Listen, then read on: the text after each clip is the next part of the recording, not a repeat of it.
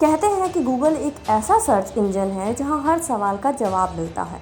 हो ना हो आपने भी कभी ना कभी कुछ तो गूगल पर सर्च किया ही होगा। हज़ारों जानकारियां मिलेंगी आपको, लेकिन क्या हो अगर हम आपसे ये कहें कि गूगल पर लाश को कैसे ठिकाने लगाया जाए, कोई ये सर्च करे तो? न सिर्फ सर्च करे बल्कि उस उपाय का इस्तेमाल भी करे, वो भी एक लाश को दफनाने के लिए। शायद सोचकर भी रोंगटे खड़े हो गए होंगे। लेकिन आज हम आपको एक ऐसी ही घटना के बारे में बताने जा रहे हैं जहां एक पत्नी ने न केवल अपने आशिक के साथ रहने के लिए पहले अपने पति की हत्या की और फिर गूगल पर लाश को ठिकाने लगाने के तरीके भी निकाले। क्या है पूरा मामला, आइए जानते हैं। मध्य प्रदेश के हरदा जिले में ये दिल दहला देने वाली खबर ने स्थानीय लोगों को झकझोर कर रख दिया। हरदा के रहने वाले तबस्सुम और आमिर की नई नई शादी हुई थी। दोनों अपनी किस्मत आजमाने के लिए माया नगरी मुंबई पहुंच गए, लेकिन लॉकडाउन और कोरोना ने सारे सपनों पर पानी फेर दिया और 2 वक्त की रोटी के भी लाले पड़ने लगे। ऐसे में आमिर के एक दोस्त इरफान ने आमिर की बहुत मदद की। इतना ही नहीं, मदद के नाम पर तबस्सुम और इरफान की घंटों बातचीत भी होती थी, लेकिन ये बातचीत आमिर के पीठ पीछे होने लगी थी। मगर अचानक लगे लॉकडाउन ने सब कुछ बदल दिया। आमिर और तबस्सुम फिर से हरदा लौट आए थे और जो बातचीत पहले फ़ोन पर होती थी वो अब बंद कमरे में होने लगी। इरफान आमिर के घर पर ज़्यादा वक्त बिताता था।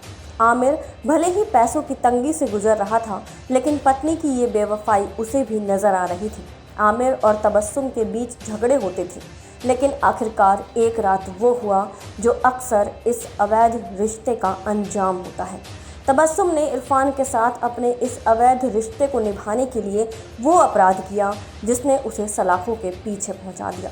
आमिर दमे की बीमारी से ग्रसित था, जिसका फ़ायदा तबस्सुम ने उठाया। उसने आमिर की रात में खाने वाली दवा को बदलकर नशे की दवा रख दी। आमिर ने रोज़ की तरह दवा खाई, लेकिन उसे ये नहीं पता था कि अब वो कभी आंखें नहीं खोल पाएगा। आमिर बेहोश हो गया। तबस्सुम ने अपने ही दुपट्टे से उसके हाथ पांव और मुंह को बांध दिया, ताकि अगर वो होश में आ जाता है तो आवाज़ न कर पाए। रही सही कसर इरफान ने पूरी कर दी। बेहोश आमिर पर इरफान ने हथौड़े से वार करना शुरू कर दिया। वो उस पर तब तक हथौड़े से वार करता रहा जब तक कि आमिर मर नहीं गया। अपने नापाक रिश्ते को बचाने के लिए दोनों ने अपराध को अंजाम तो दे दिया था, लेकिन अब सबसे बड़ी परेशानी थी कि आमिर की लाश को ठिकाने कैसे लगाया जाए, जिसके लिए गूगल बाबा की मदद ली गई। और बस यही तबस्सुम से सबसे बड़ी गलती हुई। आमिर को मारने के बाद तबस्सुम खुद पुलिस थाने जाकर आमिर की गुमशुदगी की रिपोर्ट लिखवाने गई थी, लेकिन पुलिस ने सबसे पहले तबस्सुम की ही जांच शुरू कर दी।